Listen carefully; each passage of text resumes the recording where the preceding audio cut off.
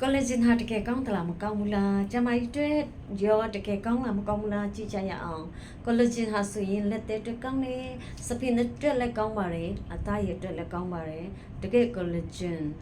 quality ကောင်းတဲ့ဟာလေးဆိုရင်တကယ်တိတိတသားကြီးပေါ့နော်ဖြူဝန်းပတ်လာတာတွေ့ရပါတယ်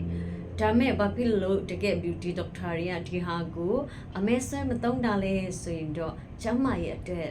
ကြောက်ဖို့ကောင်းလို့ပါကျမကြီးအတွက်ဘလောက်ကြောက်ဖို့ကောင်းတယ်လဲဆိုတာကိုကတီးရဲဆိုရင်တော့တုံးဖြစ်မှာမဟုတ်ဘူးဒါမဲ့ကာကွယ်နေအားလုံးပဲမင်္ဂလာပါရှင် MC Mother Beauty Channel မှာပြန်လည်ကြိုဆိုလိုက်ပါရရှင်ဒီဗီဒီယိုလေးကိုအမေရန်ကြည့်ဆိုအပ်ပြီးတဲ့မိတ်ဆွေအားလုံးကိုဒီကနေအရန်ကျေးဇူးတင်ပါတယ်လို့ပြောချင်ပါတယ်အခုဆက်လက်ပြီးကျွန်မတင်ဆက်ပေးသွားမယ့်အကြောင်းကတော့ collagen တောက်တာကိုဘလောက်ကြောက်ဖို့ကောင်းတယ်လဲဆိုတဲ့ဟာကိုတင်ဆက်ပေးသွားမှာဖြစ်လို့ဒီဗီဒီယိုလေးမကြည့်ခင်မှာကျွန်မရဲ့ channel လေးကို subscribe လုပ်ပေးကြပါလို့တောင်းဆိုချင် collagen ကအခုဆိုရင်လူတိုင်းမိန်းကလေးတိုင်းလူတောက်တာပေါ့နော်ပြီးတော့ဒါလည်းလှပလာတယ်လက်သေးတွေအတွက်ပြီးတော့စပင်အတွက်လက်သေးအတွက်အသားရည်အတွက်လက်အသုံးဝင်တဲ့အတွက်ကြောင့်လူတိုင်းကတောက်ကြတာပေါ့နော်တကယ်ကောင်းသလားမကောင်းဘူးလားကျမကြီးတွေ့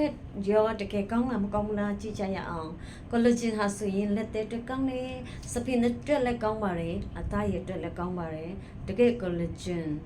quality ကောင်းတဲ့ဟာလေးဆိုရင်တကယ်တိတိတသားကြီးပေါ့နော်ဖြူဝန်းပတ်လာတာတွေ့ရပါတယ်ဒါမဲ့ဘာဖြစ်လို့တကယ် beauty doctor တွေကဒီဟာကိုအမဲဆွဲမသုံးတာလဲဆိုရင်တော့ကျမရဲ့အတွက်ကြောက်ဖို့ကောင်းလို့ပါကျမရဲ့အတွက်ဘလောက်ကြောက်ဖို့ကောင်းတယ်လဲဆိုတာကိုကတီးရဲဆိုရင်တော့တုံးဖြစ်မှာမဟုတ်ဘူးဒါမဲ့ကာကွယ်နေတော့ရှိတယ် collagen ကိုတောက်ပြီးဟဲ့ဆိုရင်ကတော့ကိုတိထားဖို့ကကိုယ့်ရဲ့ကြောက်ကအတွက်အရန်ကိုအန္တရာယ်ရှိပါတယ်ကြောက်ကအတွက်အရန်အန္တရာယ်ရှိရပြီးတော့ collagen လုတ်ပုံလုတ်နေကမတူပြီးမဲ့လဲအကုန်လုံးပါ collagen တင်မဲ့ဖြစ်ဒီကြောက်ကအတွက်အန္တရာယ်ရှိတယ်ဆိုတော့ပြီးတော့ကိုမှကြောက်ကအခန့်ရှိတယ်ဆိုရင်တော့မနေပါနဲ့တကယ်အန္တရာယ်ရှိရနော်အဲ့ဒါလေးကိုလာပြောပြတာပါဒီမှာအမေရန်ပဲဒီ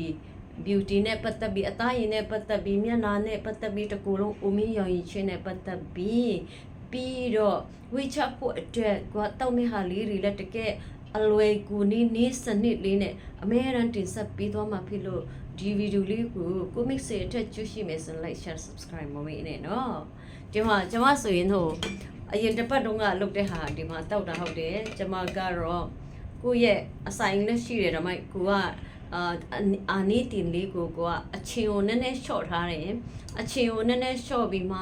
လဲငင်းပွင့်ရယ်တံဖျားတဝက်ရယ်ပြီးတော့ပြန်ဖြီးမယ်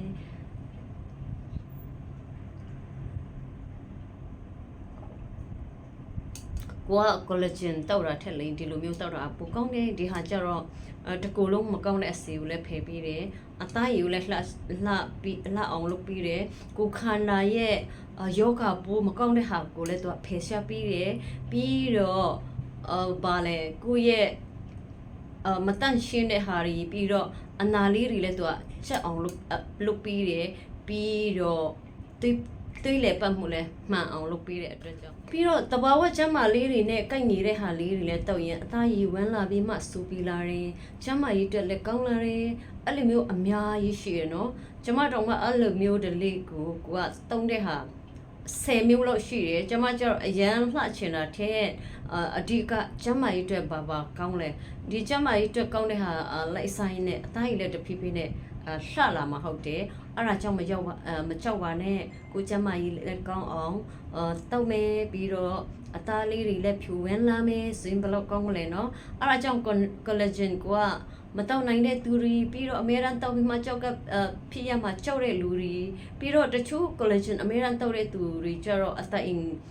အဖို့လေးတွေလည်းတချို့တွေကထွက်တတ်တယ်နော်အဲ့လိုမျိုးလေးတွေလည်းရှိတဲ့အတွက်ကြောင့်ကိုအဲ့လိုမျိုးဖြစ်ဖို့ကြောက်နေတယ်ဆိုရင်ကတော့ဒီတဘာဝဒိန်လေးတွေကိုတောက်ပါအဲ့လိုမျိုးကိုဘာတောက်ရမယ်မှမသိဘူးဆိုရင်ကျမအစီမှာအမေရန်ဒီ MC Mother Beauty Channel မှာမကြမှာအမေရန်လွှင့်ပြီးမှဟုတ်တယ်ကျမကတော့လက်ထိတမပေါ့နော် လက်တွေ့တမကိုလုတ်လို့အရန်စင်ပြီးတဲ့ဟာလေးတွေကိုထည့်ပြီးတဲ့အတွက်ကြောင့်လုတ်တဲ့ပုံစံနဲ့လွယ်ကိုရမယ်ထိရောက်မှုလည်းရှိရမယ်ပြီးတော့တက်မတ်ကြီးကုန်ချက်စရိတ်လည်းအများကြီးဟောတောက်ဆရာမလို့ဘူးနေ့တိုင်းထမင်းဟင်းစားတယ်လို့မျိုးပုံမှန်လေးတောက်လို့ရတဲ့အနေထားနဲ့အမေရန်ရှော့ပြီးတော့မှဖြစ်လို့ဆက်အတွက်အကျိုးရှိမယ်ဆိုရင် like share subscribe မမေ့နဲ့နော် see you next time bye bye god bless you all love you all see you on next video bye bye